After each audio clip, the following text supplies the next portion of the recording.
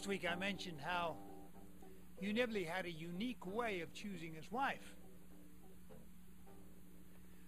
Hugh Nibley did many things uniquely because he was an original. He was one of a kind.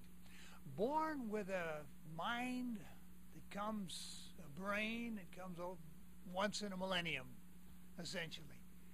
And with an insatiable desire to use and fill and stretch that brain. He did that all his life. He was a genius. But that doesn't mean his life was easy. He didn't always communicate really well.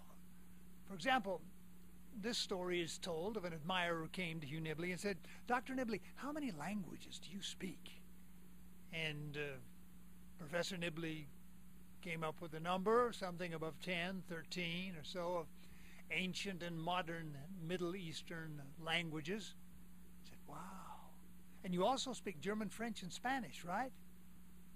He said, "Everybody speaks German, French, and Spanish." And therein lies the problem. Everybody doesn't speak at the level that Hugh Nibley does.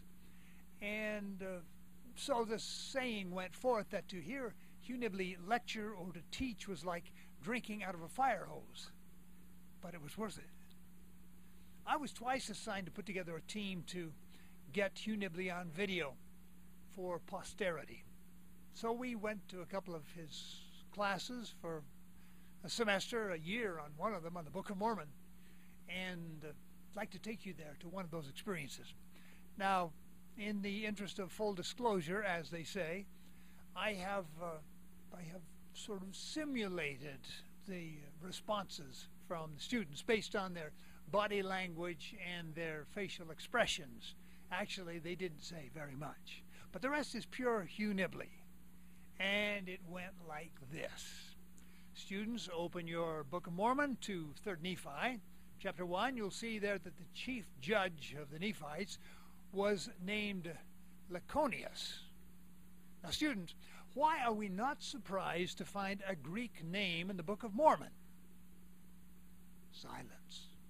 Maybe one muttered, "It's all Greek to me." Students, come now. Critics are pouncing on this sort of thing all the time. Now, how do we respond? Well, let's go first to names. Names are very conservative. They don't change very much. Two of the most popular names in the Christian and Jewish communities for millennia have been John and Mary, or Juan and Maria, or Jean and Marie, or Johann and Mike, or Ivan, Ivan, and Myra. And who knows how many variations in the Jewish and the Muslim communities of Mary, Miriam, Marie. They don't change very much. And so we would not be surprised to find a name persisting through time. So where did these names come from? Well, let's go to the war theories. One of the eminent war theorists, a 19th century German, you've studied him. Do you remember his name? Kaiser Wilhelm. No. Karl von Clausewitz. Yes. And what was von Clausewitz's theory?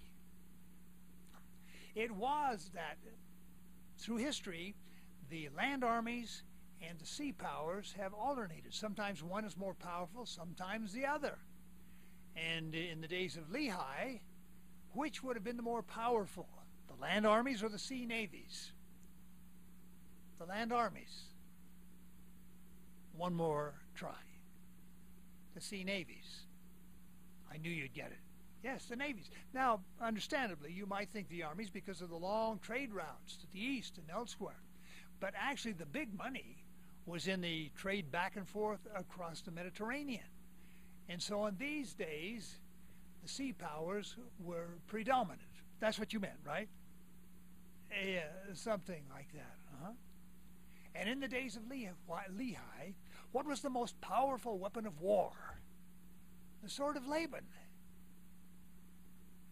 The trireme. Oh. And who made the triremes? The triremians. The Greeks. The Greeks. You learned that in school, right? and who purchased almost the whole fleet of the triremes. The Kaiser Wilhelm, Necho the First of Egypt. He was the pharaoh at the time of Lehi. Purchased almost the whole fleet of the triremes and the crews that could sail them. Took them back to Egypt. And so there were Greeks all over. The place was crawling with Greeks. And who else came to Egypt frequently? Alexander the Great. Lehi, the prophet. He would come, others came, took the names back to Jerusalem. And then when Lehi and his party left, and later on when the Mulekites left, they carried these names with them in their memories, brought them to the New World. And we're not surprised if 600 years later they turn up. Names are conservative. Now, where were the Greek triremes made? In Greece. Very good. Where in Greece? On an island in the south of Greece. And the name of the island is Coney? Close. Laconius. Laconia. Laconia Island, Laconius the high priest.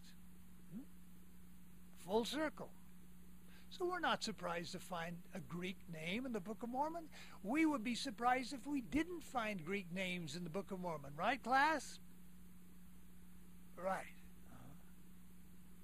Well, perhaps Hugh Nibley didn't connect with everybody. Who does?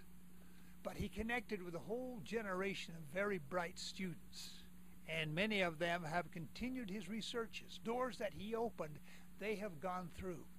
And now are bringing back treasures, mining these veins of gold in areas of linguistics, of medicine, of computer analysis of the texts, all kinds of areas, turning up treasures. Some of them as amazing as finding a Greek name in the Book of Mormon. On that note, we should exit, maybe with a little Greek dance music. You remember the movie Zorba the Greek? Sort of in the vein of that music.